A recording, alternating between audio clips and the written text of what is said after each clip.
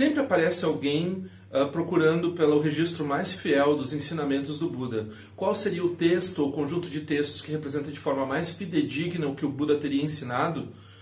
A resposta mais comum nos últimos 100 ou 200 anos tem sido o Cânone Pali. Mas será que é fato mesmo que o Cânone Pali é o registro mais antigo e mais fiel dos ensinamentos do Buda?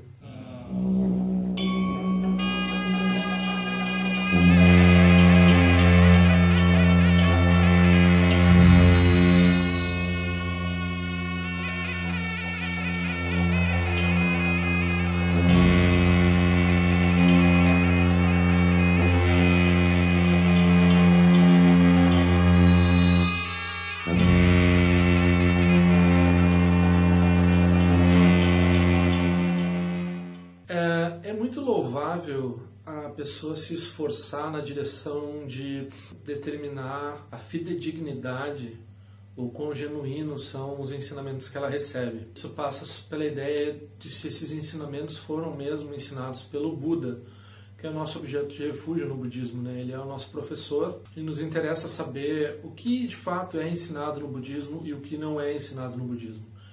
Isso existe, isso é uma coisa importante. Porém, dentre os critérios que a gente acredita normalmente serem importantes para determinar o que é budismo e o que não é budismo, algumas vezes entram expectativas que estão mais ligadas à cultura moderna do que propriamente aos ensinamentos. Em particular, o critério da historicidade, ou seja, da antiguidade. Quanto mais antigo for um ensinamento, mais provavelmente não é um ensinamento genuíno do Buda.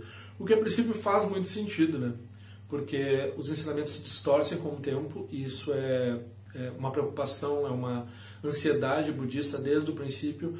Todas as escrituras budistas elas falam que os ensinamentos se corrompem com o tempo e vão se corromper com o tempo inevitavelmente. E então há sempre essa questão de que os ensinamentos eles sofrem com a impermanência também. No entanto, nós temos esses critérios de historicidade que são estabelecidos pela erudição europeia e moderna. Desde há 2 ou 3 séculos que nós estudamos o budismo e há expectativas criadas para essa visão iluminista de história e do que são as tradições asiáticas. E o que ocorreu muitas vezes é que o ocidental determinou o que era ou não era budismo autenticamente. Determinou unilateralmente. E pior de tudo é que muitas vezes os asiáticos compraram essa determinação. Qual é o problema com a visão historicista? A visão historicista do Dharma, no próprio budismo não há uma descrição assim dizendo, olha, se o ensinamento é mais antigo, ele é necessariamente mais correto. Na época do Buda, havia muitos professores que ensinavam coisas que o Buda refutava, que o Buda não concordava. Depois, a questão de se uma coisa é mais antiga, ela é sujeita à impermanência. Então, nós temos um exemplo bem vivo disso com relação ao que a gente chama de Cânone Pali.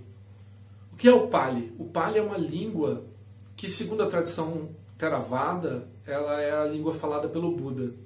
Porém, hoje se sabe por estudos linguísticos que o Buda falava o dialeto Magadhi. O Pali, ele é um parente, portanto, da língua que o Buda falava. Aí, cerca de 30 anos atrás, começaram a aparecer evidências de que o que a gente tem como Cânone Pali, ele não é o registro necessariamente mais antigo dos ensinamentos do Buda. Evidências arqueológicas, principalmente na região de Gandhara, que é Afeganistão e Paquistão, onde houve reinos com uma mistura de cultura grega com budista, lá pelo ano 100, ano 0, ano 200, revelam que os sutras, os textos, os diálogos do Buda com os seus alunos foram registrados na língua da região de Gandhara, que era próximo parente do sânscrito também, e o tipo de textos que tinha lá era tanto semelhante aos do Cânone Pali como semelhantes aos do Mahayana. Antigamente se acreditava que o Mahayana, que é uma forma de budismo praticada mais no norte da Índia, enquanto que o Cânone Pali era mais preservado ao sul da Índia e no Sri Lanka, que é uma ilha bem ao sul da Índia, se acreditava que o Mahayana fosse bastante posterior. mas o que acontece é que a evidência mostrou que o Mahayana, ou textos proto-Mahayana, semelhantes aos Mahayana, já existiam antes ou ao mesmo tempo que textos semelhantes aos do Cânone Pali. Por que aconteceu de haver essa discrepância? Bom, na época que o Buda ensinou, os ensinamentos ainda não eram registrados. Os monges, os alunos do Buda, eles mantinham a tradição viva através da memória. E essa é uma tradição asiática muito profunda, que existe até hoje, das pessoas conhecerem textos enormes de cor. Se diz que já houve uma perda disso, mas é comum um monge tibetano, por exemplo, saber centenas ou milhares de páginas de cor de um texto que ele decora, né? No caso da tradição plenamente oral, porque não havia registro escrito ainda, a recitação era feita em grupo. Então, um professor ensinava aquilo e as pessoas repetiam aquilo que o professor ensinava, e há mecanismos dentro do texto que se forma, né, da forma de se expressar, para manter a memorização daqueles itens. Por exemplo, no budismo a gente vê que há uma tendência à sistematização, ao uso de listas, que tudo facilita o uso oral da língua. Então a pessoa lembra, eu tenho que falar isso, depois aquilo, depois isso. O que ocorre então é que por 400 anos depois da morte do Buda, não houve registro textual. E os monges começaram a perceber, os monges que já estavam divididos em 18 escolas ou 18 formas de budismo, e de forma alguma a gente deve pensar que porque há muitas escolas é porque havia brigas ou sectarismo, também havia, mas a questão de haver várias formas de budismo se deve ao próprio fato do Buda ensinar em vários lugares, para vários tipos de pessoas, para várias classes de pessoas, que se engajavam em atividades diversas e que precisavam de ensinamentos adaptados às suas realidades. Então essa tensão entre adaptação do Dharma e manter o que é genuíno no Dharma, isso existe desde o início do budismo. A gente fala hoje, adaptar o Dharma à modernidade. Mas não vamos perder a essência do budismo, a preocupação com o que é realmente budismo, e ao mesmo tempo que o budismo possa ser aplicado e usado na vida das pessoas que têm realidades bastante diferentes e, na verdade, cada vez mais diversificadas também. A gente vive numa cultura de nicho. Então, já 400 anos depois da morte do Buda, há várias listas de 18 escolas, querendo dizer que talvez houvesse até umas 23, porque pela descrição de cada um, porque normalmente o nome de uma escola vem da outra, como é que eles chamam o outro. Às vezes a própria escola se autodenomina, às vezes é uma denominação, vocês que acreditam nisso e naquilo, vocês são os fulano, e aí vira uma tradição. E eles começaram a perceber não só assim discrepâncias compreensíveis, porque se acredita que o próprio Buda ele poderia dar o mesmo ensinamento em mais de um lugar, então poderia haver um sutra particular, um ensinamento dele com relação a um tópico que ele deu numa cidade, e depois ele deu na outra cidade, e ele não teria dado o ensinamento igual devido às necessidades das pessoas. Então pode haver uma memorização que foi feita por esses monges e outros monges no outro lugar ouviram outra coisa e memorizaram uma coisa semelhante, mas diferente. Quando o budismo foi ser registrado em texto, de fato já se percebia não só diferença, mas perda.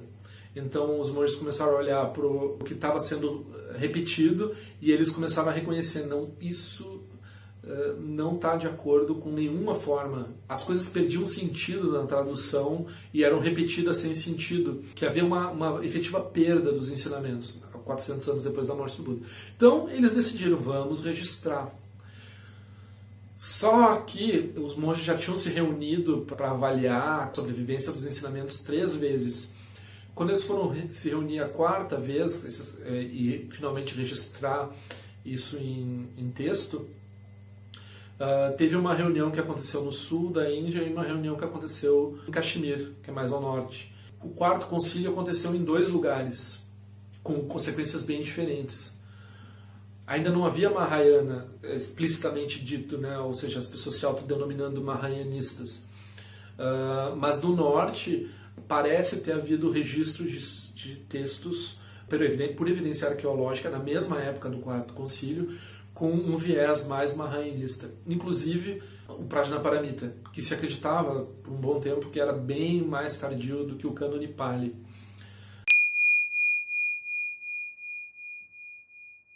O que aconteceu é que também tem uma questão de preservação desses textos. O Cânone Pali ele tem algumas qualidades. Ele tem uma qualidade que ele é coerente e ele é autocontido, de certa forma. E ele sempre foi estabelecido com base na pureza, na genuinidade, na fidedignidade dos ensinamentos. Então, se havia uma outra versão, eles se decidiam por uma versão e aquela versão passava a compor o cânone. No chinês, por exemplo, eles pensavam, bom, a gente talvez não tenha a possibilidade de decidir entre essas duas qual que é a mais fidedigna, a gente vai traduzir as duas. Então há textos que há até 6 formas traduzidas. Mas no Cânone Pali, a gente pode pensar, puxa, ele é considerado tão antigo há tanto tempo. Na verdade, as fontes primárias a fonte primária mais antiga conhecida dele completo é de 1500, que é muito posterior ao registro, que foi 400 anos depois da morte do Buda. Porém, fragmentos dele existem do ano 600, mais ou menos, o que já é também pelo menos 700 anos depois do registro, entre 600 e 700 anos depois do registro no Quarto Concílio. Esse é o registro primário mais antigo que se tem do Cânone Pali. Por que se acredita também na antiguidade dele? É porque os registros bastante antigos, em outras línguas, eles são dos mesmos textos, com exceção agora dessa descoberta de textos próximos ao Mahayana, né? Então, isso tirou a primazia do Cânone Pali como sendo historicamente, necessariamente mais antigo que o Mahayana, que é uma coisa que você vai ouvir na internet. Eu acho que sem contar a vantagem, a primeira pessoa que falou nisso no Brasil, mas é uma realidade da erudição histórica no Ocidente. Já faz 30 anos que o Cânone Pali não é considerado, sem desrespeito nenhum pelo Cânone Pali, ele deve ser prezado por todas as tradições budistas. Agora, a visão rasteira comum das pessoas é que se elas querem a coisa mais fidedigna que o Buda teria ensinado, vamos ao Cânone Pali. O Cânone Pali há uma fama do Cânone Pali que se estabeleceu com essa erudição equivocada.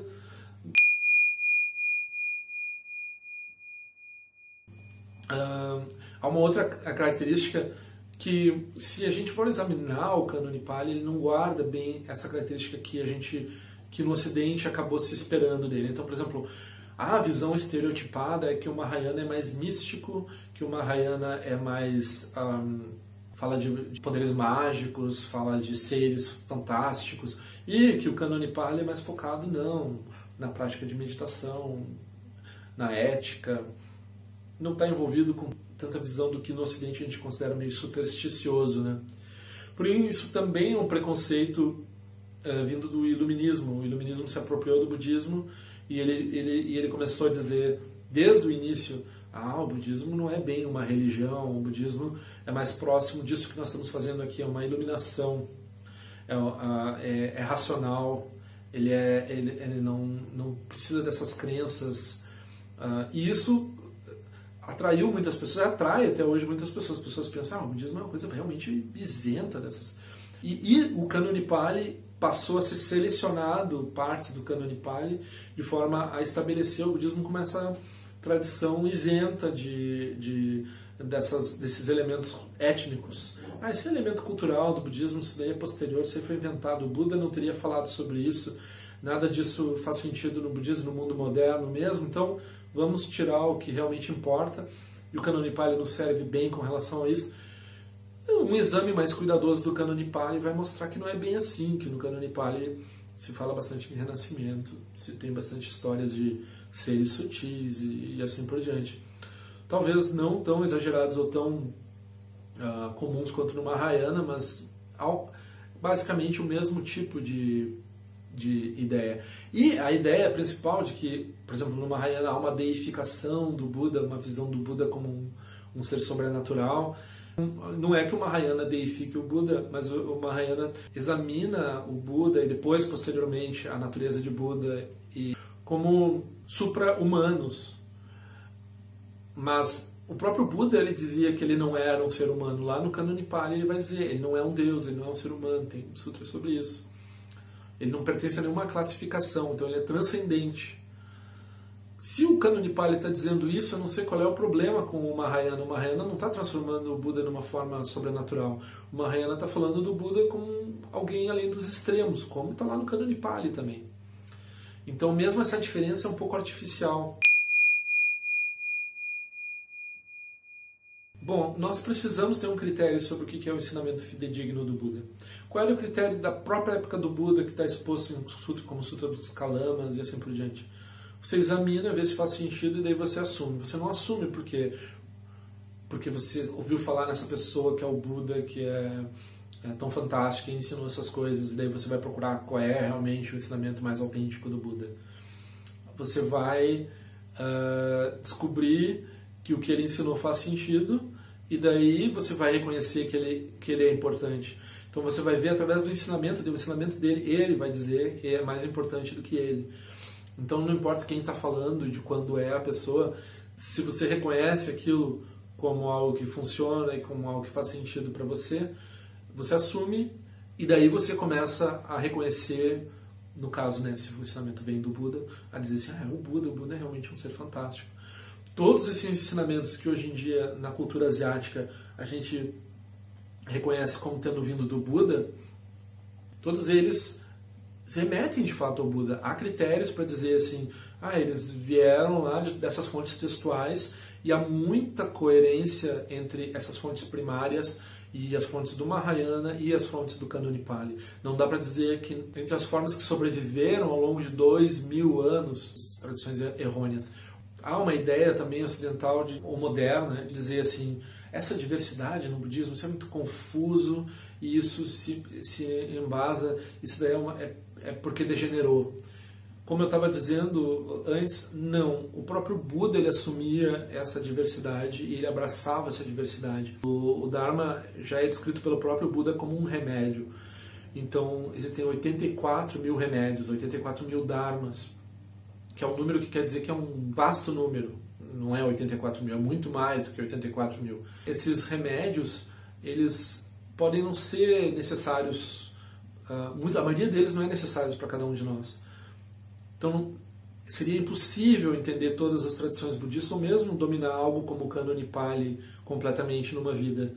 Isso, ou como qualquer corpo de escrituras budistas, é uma ideia absurda você conhecer todo o budismo, mesmo de uma tradição, duas tradições ou uma tradição. Imagina as milhares de tradições budistas que existem. Você não vai conhecer numa vida. Então a pessoa pensa, então não adianta, se eu não vou conhecer tudo, como é que eu vou fazer vou aferir? Não, você faz a verificação daquele ensinamento de acordo com o que lhe é receitado. Daí a importância de abandonarmos a ideia de budismo de internet, que é de fato uma das degenerações do Dharma. Por quê? Porque as pessoas estão isoladas e estão também buscando esclarecimentos de pessoas que não têm qualificação, né? Então, elas fazem perguntas umas às outras e dão respostas. Essa resposta com relação ao Cânone Pali, eu vi recentemente. Qual é o budismo mais original? O budismo do Cânone Pali. Isso não tem mais evidência disso. O budismo do Cânone Pali é fidedigno, como vários outros cânones. Agora dizer que o que foi registrado em chinês agora não vale, ou em tibetano, ou em sânscrito. É bem temerário dizer. O que acontece é que as pessoas elas ficam isoladas e elas não percebem que o Buda falava que o refúgio mais importante no budismo é o Dharma. Mas os outros dois refúgios são bastante importantes. O refúgio do próprio Buda, na figura, no exemplo dele, que é uma pessoa que se iluminou completamente e mostra para nós como nós podemos fazer. E o outro refúgio, que é crucial, é o refúgio da Sangha. Então nós precisamos estar em contato pessoal com praticantes da tradição budista. São eles, a gente vai dizer assim, tem um pensamento que vai dizer assim, não, mas o budismo, eu que vou descobrir o que é o budismo. Essa que as pessoas fazem hoje em dia, elas nem sabem, elas estão seguindo alguma coisa qualquer. O que vem até de certa forma de racismo, porque foi o que os europeus fizeram com os asiáticos. Olha, nós gostamos dessa coisa de racionalismo e de iluminismo, e nós vamos achar um budismo que se encaixa nisso e vamos vender de volta para vocês. O budismo ele foi destruído na Índia pelos muçulmanos no ano 1000, foi extinto.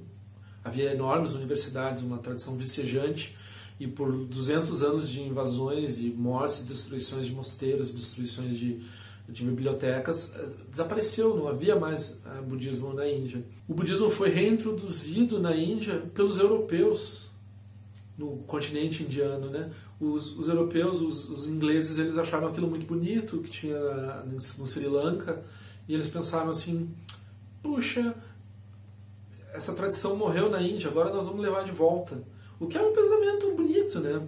Só que daí eles pegaram e fizeram as cartilhas, e eles escolheram os pedaços de ensinamentos que eles iam ensinar para as crianças e misturaram com um pouquinho de moral e cívica britânica, assim, de como se portar. Isso de fato aconteceu no século XIX. O budismo foi reintroduzido na Índia pelos ingleses com um viés britânico. Tem a ver com racismo. Eles dizem assim, vocês perderam, isso aqui era tão maravilhoso, nós vamos mostrar para vocês como realmente é. E de fato, cada budista de internet hoje que se depara com os ensinamentos, ele faz parecido às vezes. Ele pensa, essas pessoas que estão praticando aí, se esforçando pelo Dharma, não sei, não vou ouvir elas. O que eu vou fazer é ir no Google. Eu vou olhar as coisas e vou determinar para mim mesmo o que é budismo e o que não é. O que faz sentido, porque o Buda recomendou que você tenha independência, mas que não faz sentido porque o Buda também recomendou o contato com a tradição oral. Então o Buda não falou para as pessoas escreverem, falou para as pessoas encontrarem os praticantes e verem um exemplo deles.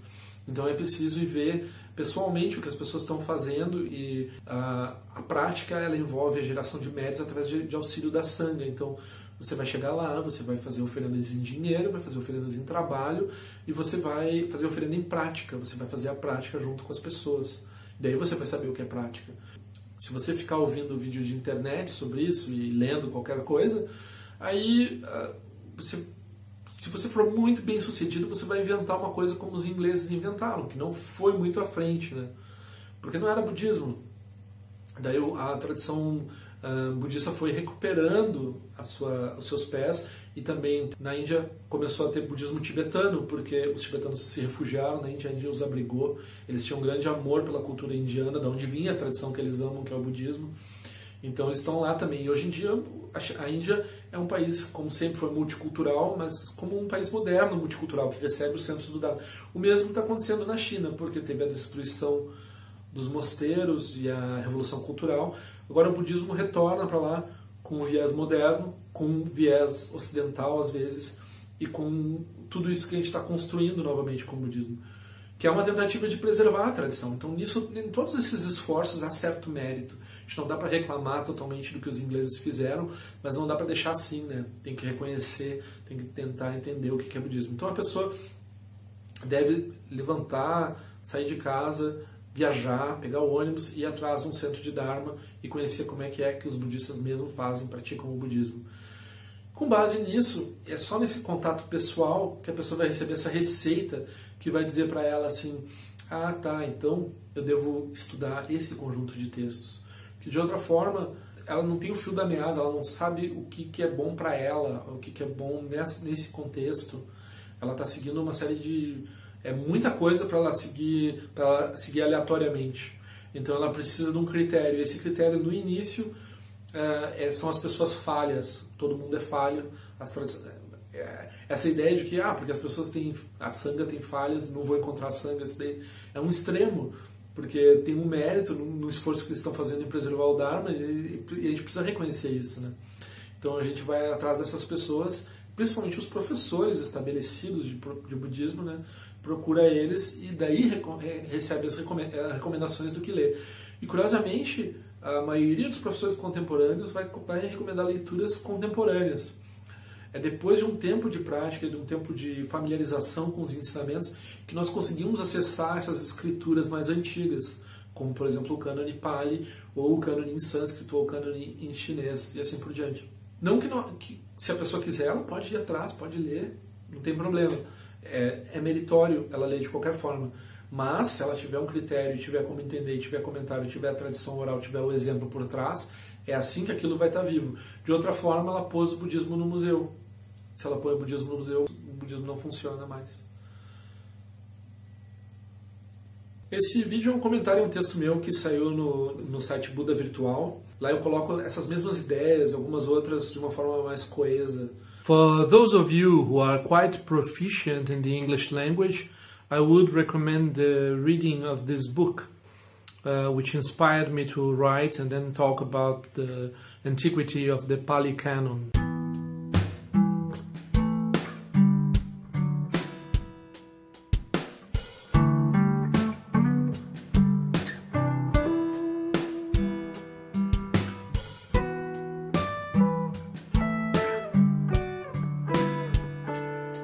Então, por favor, assinem o canal. Se quiser botar na notificação ali, clicar no sininho para receber o aviso de quando tem vídeo novo, por favor, faça isso. Assina meu boletim informativo também para receber um e-mail por semana, no máximo, sobre o que eu ando pensando, o que eu ando fazendo.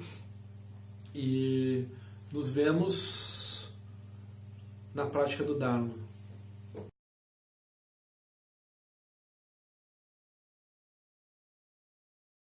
Ao longo de minhas muitas vidas e até este momento, todas as virtudes que tenho alcançado, inclusive o mérito gerado por essa prática e todas as que vier a conseguir, ofereço para o bem-estar dos seres sencientes. Possam a doença, a guerra, a fome e o sofrimento diminuir para todos os seres, enquanto sua sabedoria e compaixão aumentam nesta em vidas futuras. Possa eu claramente perceber todas as experiências como sendo tão insubstanciais como o tecido do sonho durante a noite, e imediatamente despertar para perceber a manifestação de sabedoria pura no surgir de cada fenômeno. Possa eu rapidamente alcançar a iluminação para trabalhar sem cessar pela liberação de todos os seres. Ganira we kore jin kasong bana de wa malu jing wene chere zi wan te jin ja so esa peka ja ba du ten jo chi om so chi jamen che bene jana sa wa kun cha tu je o se ta ba men jo no to de no ne jo ke sa so da tu ten jo chi chi me ko ne pe ma song ba wa sa song la jin che se no pa ye gar ju wan shu ju ke tu pe ko ko se che shin se sin da shin shu jing me tu jo tu pa nang ge wan cha tu no tu pa ten no bu yin ne ko pa mo lo ra sa ne lon de le da tu ten jo chi pe me ja son pe me de so je pe me dan la ji ko se so wan pe ma cho je do ma de so jin do ni pe me lon che tu jo chi pe den jo wan ne chen po den pa yo ne pa dan den ba sin pe je bon nang ko se ja sen ten jo chi du sun san je go rin po shen gon du kum da de wa ju po ja pa che ko sa du da pa sa so ade so jin je la du so shin na sang we ba je jo wa dan san ba lon je du pa jen de lo ba ma hon ba ja go ru pe ma se de ken lo jo son le lo ja zan li sa sun ja pa pe du ju sho sun na wa da mi da do sun ge le sho